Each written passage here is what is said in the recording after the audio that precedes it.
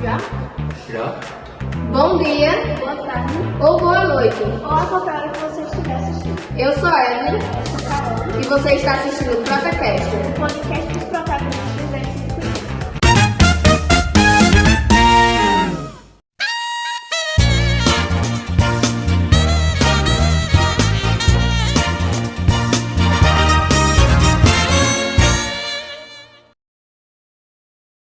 Estamos aqui para mais um episódio do ProtaCast, com a presença mais que ilustre do nosso professor de língua portuguesa e escritor nas horas vagas, Genilson Medeiros. Como os alunos sabem, esse episódio especial faz parte do nosso projeto de oralidade, que envolve comunicação, expressão e escutativa. Antes de mais nada, antes de entrar no tema, vamos ter que fazer a pergunta que todos os alunos e professores da Twitter querem saber. O motivo que o senhor usa a capa. Vocês esperaram esse tempo todo para perguntar uma coisa dessa, né? Bom dia a todos vocês e, como as meninas disseram, boa tarde, boa noite. Na hora que vocês estiverem aí a assistir, para mim é uma satisfação estar com vocês, minhas caríssimas alunas. Você também de casa, que está assistindo esse nosso ProtaCast. Fico muito feliz de ter recebido esse convite. E, assim, é uma pergunta que a resposta, às vezes, é meio frustrante. Porque tem algumas fontes. A primeira delas foram os próprios ar-condicionados da escola. Os aparelhos de ar-condicionado da nossa escola, no comecinho, quando eu vim para cá, eram extremamente fortes. E eu, na minha fragilidade física normalmente, tinha muita alergia contra a entrada e saída das salas. A gente fazia aquele rodízio de salas. E aí, para entrar e sair, quente, frio, quente, frio, quente, frio. Era uma coisa horrorosa. Terminava o dia extremamente gripado. Mas aí, o que é que eu resolvi de solução? Na época, eu estava assistindo um anime chamado Ao no Exorcist, o Exorcista Azul. E aproveitei o estilo de um dos professores do anime, que é irmão do protagonista, que tem essa indumentária parecida. E outro também, que é o Mahotsukai no Yome, que é um anime de... É aquela coisa, eu gosto de animes de magia. E aí, o estilo do Elias e do Yukio Okumura foram que fizeram a base dessa capa. Até hoje, no presente momento, Harry Potter tomou de conta também, né? Então, é uma soma dos três. A primeira vez que eu vi o senhor, eu falei, nossa, de longe eu vi e falei, não, é o Batman. Cheguei mais perto, Harry Potter. Cheguei mais perto ainda, professor Genilson. E Batman? O Batman. Porque, né? Assim. Aí, a gente separou algumas perguntas para fazer. A gente separou algumas perguntas para fazer para o senhor. Né? Sim, sim. Fazer agora. Na sua opinião, por que a comunicação eficaz é considerada uma competência essencial para os estudantes, tanto na escola quanto fora dela? Eu acredito que a comunicação é fundamental porque hoje, se você for olhar, tudo é feito com base na narrativa que você faz. O modo como você conta uma história é o que de fato propaga, passa suas ideias por meio da oralidade, garante também a sua personalidade em foco. Então, o aluno que tem, possivelmente, uma timidez mais acertada ou é mais retraído, vai ter mais dificuldades no futuro, por exemplo, de alcançar uma vaga no mercado de trabalho, porque o mercado de trabalho hoje exige, por exemplo, o trabalho de professor mesmo. Eu digo de minha experiência, eu sou naturalmente extremamente tímido. Vocês me veem aqui, é difícil de acreditar. Mas o que é que acontece? O trabalho em si exigiu que eu desenvolvesse as competências de oralidade que eram funcionais para o meu trabalho. E também para as outras áreas. Para passatempos que a gente precisa, para desenvolver os relacionamentos que a gente tem. Então, tendo essa consciência, o aluno, ao desenvolver a oralidade, essas competências no geral, consegue praticamente mudar de vida. O modo como você sabe se portar, falando, define também como a sua personalidade amadurece no futuro. E outra pergunta que a maioria das pessoas que tem dificuldade desse ramo da oralidade em si, quais são os principais erros que as pessoas cometem ao se comunicar e como pode ser evitá-los eles? Uma coisa que é fundamental também a gente considerar é que todo ato de oralidade sempre tem duas pessoas envolvidas, pelo menos. É o que a gente vai chamar de dialogismo, é o diálogo. Para que você haja de fato em uma situação de comunicação, é preciso ter você que manda a mensagem, a pessoa que recebe. Então, pensando nisso, uma das coisas principais que o pessoal peca nessa construção de diálogo é você esquecer do outro. Esquecer dessa vinculação que o que você diz precisa ir para o outro.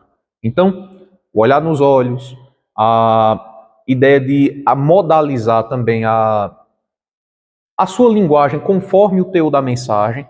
Por exemplo, quem já teve a experiência, acho que não sei se as meninas ou vocês que estão aí em casa, já tiveram a experiência de alguém que conta uma notícia extremamente pesada, triste, horrível, escabrosa, mas conta rindo. Por exemplo, a pessoa está lá, morreu, passou o carro por cima. Minha Nossa Senhora, numa coisa como essa, você traz consigo um desvio de comunicação. Às vezes, isso daí passa até você como mal entendido. Uma pessoa que não olha nos olhos, ou então que é muito durona assim na hora de falar, já traz uma impressão errada sobre a sua própria personalidade. Então, a oralidade como um todo pede um conjunto. Não é apenas aquilo que você diz, o conteúdo da mensagem, mas como você diz.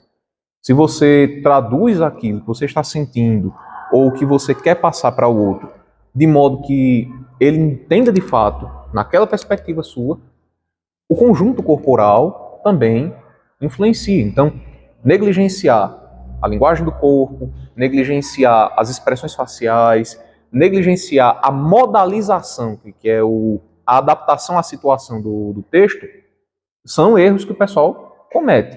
E o que é isso? Tudo isso pode ser resolvido simplesmente na sua consciência de momento, consciência de contexto. Você sabe a situação, você sabe para quem você fala e você sabe como adaptar aquilo de forma quase que teatral, poderia dizer, mas executa isso em uma palavrinha que a gente tem chamada de performance. Nossa, uma pergunta que eu, por exemplo, eu tinha muita dificuldade em relação a conversar, tipo, em olhar para a pessoa, ficava abaixando a cabeça assim e tal, a gente conseguir olhar um para a cara do outro numa conversa. Eu tenho uma dica que vai parecer boba, mas que me ajudou bastante. Todo mundo em casa tem um espelho, não é verdade? Eu acredito que ninguém se acha tão absurdo o suficiente para quebrar os espelhos de casa e jogar fora. Todo mundo gosta de se olhar, pelo menos, para saber se o cabelo está certo, se não está feio e tudo mais. Agora, para que você possa entender de fato como que funciona essa dinâmica do olhar no olho, você precisa primeiro se adaptar à fisionomia humana. E que fisionomia humana melhor do que a sua própria? Então, uma coisa que me ajudou no começo, sobretudo quando eu estava iniciando a função de professor, foi ensaiar coisas olhando para dentro dos meus próprios olhos no espelho. Por quê? Você vai achar primeiro a situação muito boba. Ora, para que eu vou olhar no olho da minha própria imagem refletida? Mas olha, se você consegue olhar nos seus próprios olhos, fica depois mais fácil de você transferir isso para o olho do outro. Então, essa ideia de olhar no olho, adaptado ao contexto, claro, né? Favorece muito a ideia de transmissão de confiança. De que você, de fato, está falando algo que merece essa observação. Então, como eu disse ainda há pouco, o contexto corporal ajuda muito. E adaptar-se a isso, muitas vezes, vai com essas práticas normais. Seja, sei lá, vai tomar banho, está escovando os dentes, olha para dentro do seu olho. Ou então, se você fizer essa realidade, conversa diante do espelho, olhando nos seus olhos, olhando as expressões que você faz, olhando como o seu corpo se comporta na hora da comunicação. Interpreta, brinque, aquela coisa. Você vai se julgar? Talvez. Mas o seu julgamento vai ser muito mais suave. Ali só tem você e você. Então, é uma ótima forma de praticar essa questão das expressões corporais associadas à oralidade. Assim, eu também sou uma pessoa assim, muito vergonhosa, principalmente quando é para apresentar assim, trabalhos. Vi também que ela tem esse probleminha. Só que esse projeto está ajudando a mim e a Evelyn e as outras pessoas também que tá também no aprofundamento a conversar mais, a olhar no olho, a botar os ombros para trás, né?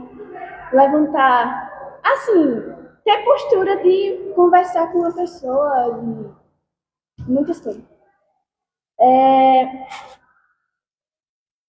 Tem outra pergunta que a gente também quer fazer ao senhor, que é: a escola tem um papel ativo na formação de bons comunicadores?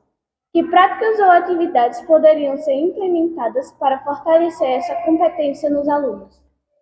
É uma excelente pergunta. Por quê? Muitas vezes, e aí é uma coisa que faça aí esse alerta a você de casa. Eu entendo que o papel dos influencers hoje nas mídias é importante, porque desenvolve uma coisa que para a própria mídia é fundamental, que é essa democratização, a transmissão de informação. Mas agora é importante a gente também destacar que é necessário um filtro. Muitas vezes eu já acompanhei na internet alguns influencers que propagam em alto e bom som de que a escola simplesmente não tem esse papel importante nesse processo de desenvolvimento da oralidade, que você desenvolve isso na rua, quando você vai encontrar uma pessoa, quando você tenta outra coisa além da escola. Muita gente acredita que a escola é somente para fazer conta, ler, geografia, história e outras matérias. E na verdade não é. É na escola o principal momento que a gente vai ter de socialização com os outros. Então, muitas vezes a pessoa é tímida em casa, é tímida nas situações que tem aí, por exemplo, numa igreja, nos seus outros círculos familiares. E a escola vem para apresentar outras formas de comunicação que são pertinentes também a esse desenvolvimento. Então, na escola, a gente tem essa possibilidade de o aluno desenvolver as habilidades de fala. E, em especial, através de práticas como essa que vocês estão desenvolvendo. Um podcast, como o Protacast, já é extremamente positivo para fazer esse desenvolvimento. Outras práticas, como na literatura, a gente vai ter o teatro, que é extremamente positivo. Vamos encontrar os saraus literários. Também os debates regrados são extremamente importantes. Eu recordo-me que no ano de 2022, na nossa escola, nós organizamos um torneio de debates. Fizemos as regras do debate, convocamos as turmas, cada turma elegeu seus debatedores, promovíamos os temas e os alunos passavam a semana discutindo entre si para que no dia do confronto eles fossem ali apresentar os melhores argumentos, as melhores proposições, dialogar, e vencia quem tivesse se preparado melhor, quem propusesse melhor os seus pontos de vista. Então, práticas como essa, torneios de debates, podcasts, investimento no teatro, saraus literários e outros que permitem que o aluno se expresse, a princípio, para o aluno que não tem essa prática, pode ser um pouquinho difícil, ele vai ter que vencer a timidez, vai ter que sair daquela caixinha em que ele está, que necessariamente, falando do ponto de vista psicológico, é onde ele encontra aquele refúgio, ninguém mexe comigo, eu não vou mexer com ninguém.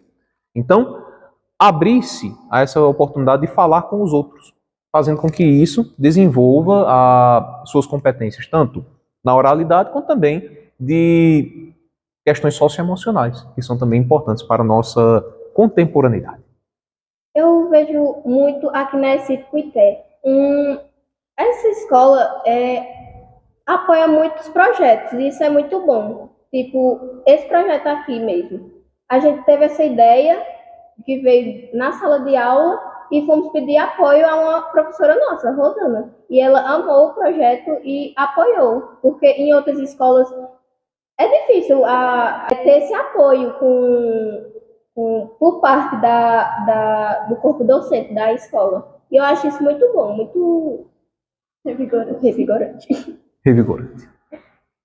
E agora, vamos para o momento que os alunos amam. Outra pergunta que a gente tem para o professor Genilson, né? E, assim, várias pessoas, eu acho, que quiseram perguntar e não tiveram coragem. Onde juntamos perguntas de alunos e professores aqui da ICIT Cuité. Como o senhor se sente sendo um dos professores mais admirados daqui da ICIT?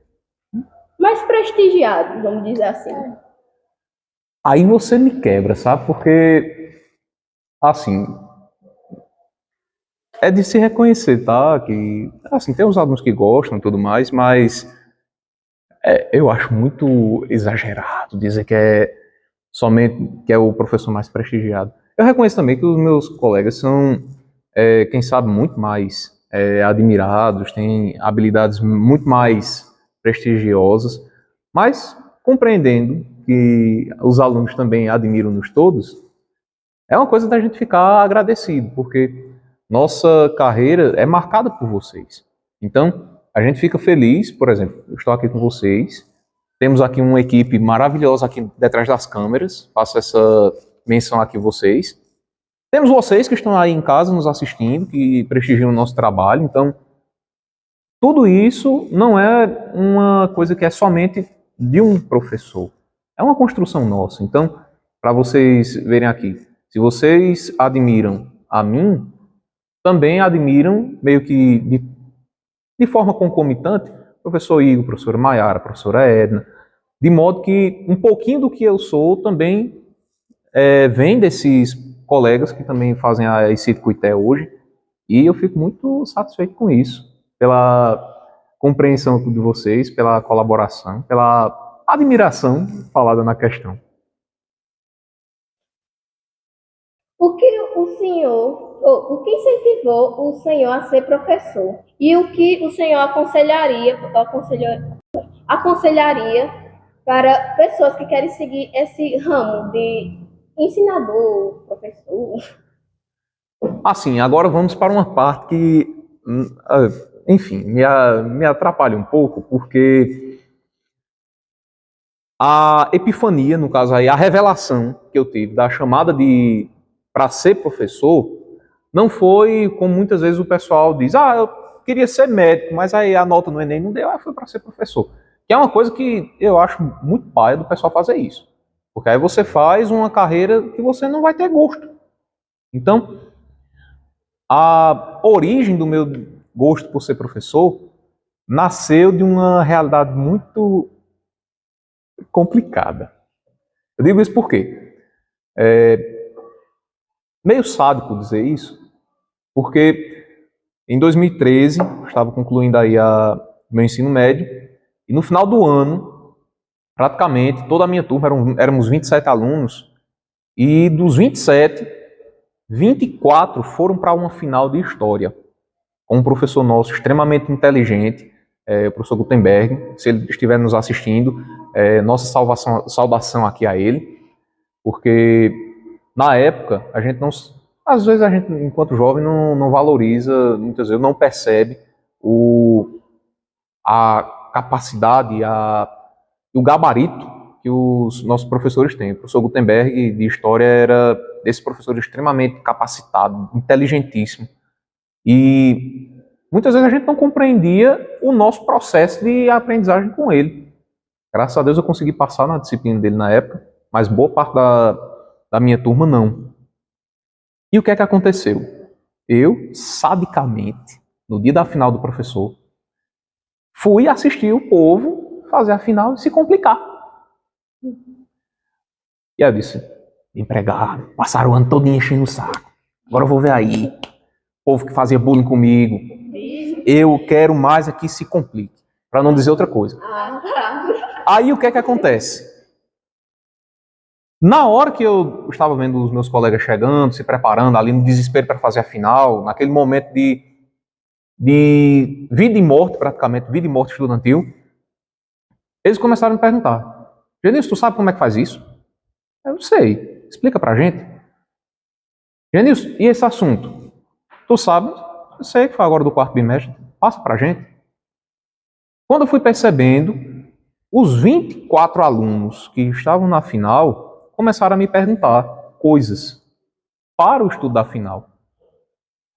E aí, quando eu vi que as questões eram muitas, eu já estava ali ajudando todo mundo.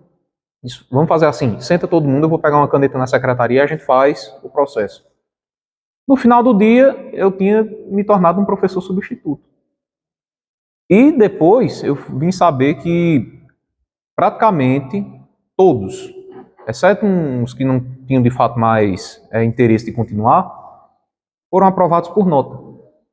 Não foi nem questão de conselhos ou piedade do professor, mas foi por nota, competência deles.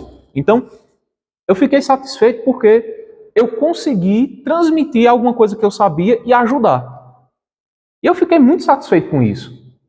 E fui considerando, poxa, será que eu poderia ser muito mais feliz sendo professor?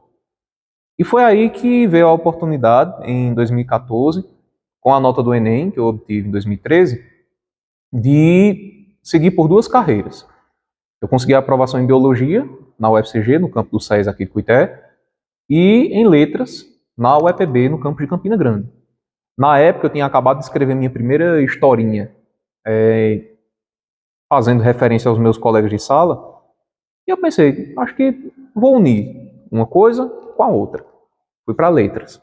E até hoje me sinto muito feliz, satisfeito por estar nessa carreira. E assim, a você que nos assiste, se deseja seguir pela carreira do magistério, uma coisa que eu lhes recomendo.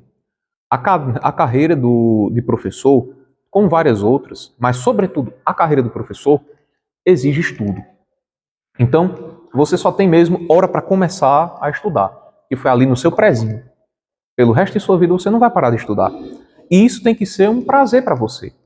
Muitas vezes a gente estuda coisas, às vezes por obrigação, às vezes por necessidade, mas pouco a pouco você vai perceber que estudar não é uma coisa maçante, mas é uma coisa que é prazerosa, porque você vai conhecendo e é uma riqueza que ninguém pode tirar de você.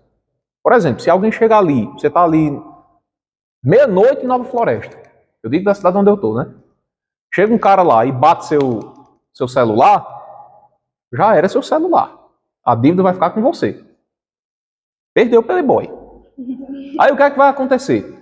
Mas se você souber, vamos supor que um conhecimento bem exótico, você sabe a fórmula de Bhaskara todinha e sabe aplicar ela na sua vida, não tem quem vá tirar isso. Somente quem sabe daqui a 700 mil anos na sua vida, que um Alzheimer, que Deus os livre, certo? Vai lhe tirar por uma questão biológica. Mas enquanto você tiver razão em si, conhecimento ninguém lhe tira. Então, isso é um fato que a vida do professor é cheia de estudo. E conforme você vai galgando o espaço do magistério, quanto mais você estuda, mais prazer você tem na sua profissão. E uma coisa é certa, a gente encontra hoje em dia uma desvalorização do professor muito grande. Então é uma coisa que quem entra nessa carreira tem que ter ciência, não é uma coisa que eu vou esconder a vocês, certo? É uma carreira que exige muito. E isso daí também a gente tem que compreender. Mas é aquela coisa, quem entra nessa carreira marca vidas. Se for disposto a de fato fazer isso, tenha certeza, praticamente você está educando o seu próprio futuro. Você, enquanto professor, educa o seu próprio futuro. Por quê? Você vai estar velhinho daqui a 30, 40 anos, e quem serão os profissionais que estarão lá? Seus alunos.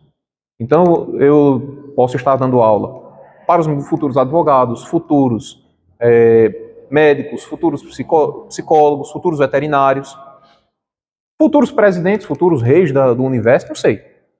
Podemos aí ter esses futuros aí nas nossas salas de aula. Genilson, eu vejo assim, a profissão professor, a profissão de ser professor, né? É muito boa na sociedade, mas é pouco reconhecida, é, desvalorizada, vamos dizer assim. Mas é uma profissão que marca vidas de pessoas, de jovens, tipo como nós. Porque, tipo, a gente usa, como o senhor, por exemplo, é, quando for perguntar do nosso ensino médio, vão falar, nossa, a gente teve um professor que usa capa. E a gente não vai se esquecer do senhor. Aí, eu mesmo, por exemplo, eu estou muito em dúvida no que eu vou seguir na minha vida, mas, tipo, eu queria muito seguir o ramo de ser professor ou falando de criança, porque eu não tenho paciência. Mas, enfim, de ensinar.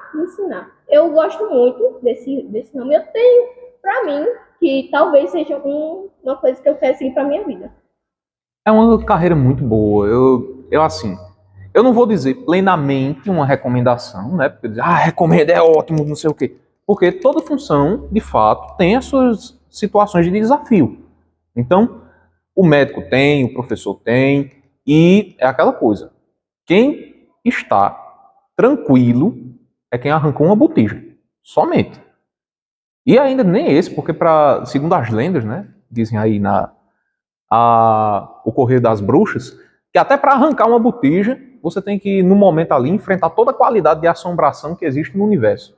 Pelo menos meu sogro, eu gosto bastante do meu sogro, do seu Eduardo, se ele estiver vendo isso aí, um salve para o senhor, do seu Eduardo. Ele disse que tinha uma história de um conhecido dele que foi arrancar uma botija na beira de um rio, e na hora que ele colocou a mão no lugar onde a alma tinha dito que a botija tinha colocado, ele sentiu que veio uma pessoa assim por trás dele e colocou a mãozona assim. Quando ele olhou para trás, tinha um cara com um couro arrancado nas costas dele. Naquele momento, ele se desesperou, correu e no outro dia, durante o dia, quando ele foi buscar a botija, não tinha nada, só não batatas. Então veja, até para você arrancar uma botija tem trabalho. Então, para você ter hoje um trabalho no Brasil, é importante compreender a dimensão que você vai abraçar. Saindo disso para outra coisa. O senhor, né, faz um bom tempo que trabalha aqui nessa instituição e a gente queria saber se teve alguma sala assim que marcou a história do senhor, alguma coisa assim. Eu tenho das duas perspectivas. Eu tenho a sala 5, a sala número 5, que é a sala do meu coração. Não necessariamente atrelada a uma turma, eu digo a sala, o espaço. Porque desde 2017, a sala 5 é a sala de língua portuguesa. E nas escolas cidadãs a gente tem aquela prática da sala temática. Então a sala era decorada, com elementos de português. E até para mim era muito importante porque, não sei se vocês conhecem uma obra literária chamada O Fantasma da Ópera. Já ouvi falar. Que é e assim, coincidentemente, o fantasma, que é o vilão e o protagonista da história ao mesmo tempo, ele sempre mandava para os diretores da ópera dizerem para reservar o espaço, no caso o camarote número 5, para ele poder assistir aos shows, no caso as apresentações da Ópera de Paris. Eu achei muito coincidência essa realidade de eu ter vindo para cá, de capa, e já fiz o Fantasma da Ópera aqui também, e a sala 5 é a sala de português. Mas quanto a turmas, eu não tenho nem como dizer de fato se uma ou outra marca mais, porque cada uma tem a sua particularidade. Seja para ser mais agitada, mais bagunceira, ou seja para também participar. Mas, de forma geral, eu tenho um carinho especial pelas nossas turmas pioneiras. No caso, as turmas que inauguraram a nossa escola, que de fato colocaram o primeiro pé na nossa. E, de forma bem específica, uma das ações que inaugurou também uma das nossas tradições com os terceiros anos, que é o Alto da Compadecida. Os terceiros anos, sazonalmente, apresentam essa peça do Ariano Suassuna para toda a escola como uma forma também de aprender e também finalizar a sua passagem pela nossa escola. Então, marca a experiência deles e nessa primeira turma que a gente formou aqui, os nossos pioneiros de 2017, 2018, 2019, tivemos os primeiros passos dessa tradição. Então, acredito que a guisa maior, eu acho que eles têm essa relevância, uma memória afetiva também, que eu guardo com bastante carinho. Não que as outras também não tenham, né? Mas cada uma na sua particularidade, certo? Por favor, não morram de ciúmes, pelo amor de Deus. E para finalizar essas perguntas, eu queria perguntar, como o senhor gosta tanto do ramo literário, já escreveu um livro, eu indico por sinal que é muito bom. O senhor pretende escrever mais livros ou fazer projetos no ramo da literatura em si? Sim, sim. Assim, de minha parte, quanto à autoria, eu tenho alguns livros que estão ali na geladeira. Porque o mercado editorial no Brasil traz consigo também investimento. Então, o autor hoje, se ele não tiver um apadrinhamento que favoreça a publicação, ele pode entrar no ramo de autopublicação. E aí é necessário investir financeiramente, submeter o projeto a uma boa editora, investir nessa questão de divulgação. Então, pelo trabalho demandar também tempo e concentração, eu tenho deixado ainda algumas obras ali meio que fermentando, para poder esperar o momento. Mas, quanto à nossa escola, tenho alguns trabalhos que eu estou pretendendo desenvolver para o próximo ano, também associado à minha pesquisa na linha de literatura e ensino do mestrado profissional em letras, o qual eu faço em Currais Novos. Então, é uma forma de também trazer as graças da literatura também para o ramo da ciência. Então, introduz o nosso aluno nessa realidade. Ano passado, nós tivemos a chance de publicar, pelo menos a nível escolar, um cordel chamado O Romance do Barão de Muda Forma. Um cordel bem simples, mas extremamente significativo, e foi desenvolvido em uma das nossas antigas eletivas. Então, todos os alunos que participaram receberam uma das suas cópias e puderam levar adiante essa obra para os próximos. Então, foi extremamente positivo e a gente percebe o quanto que os nossos alunos veem nas obras literárias essa ideia de permanência.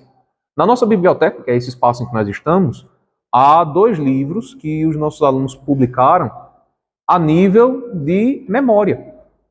Durante esses projetos, eles escreveram contos e poemas e fizemos uma antologia para deixar aqui para as próximas gerações conferirem, puderem ler e observarem na sua prática de leitura mesmo e se sentirem também convidados a desenvolver.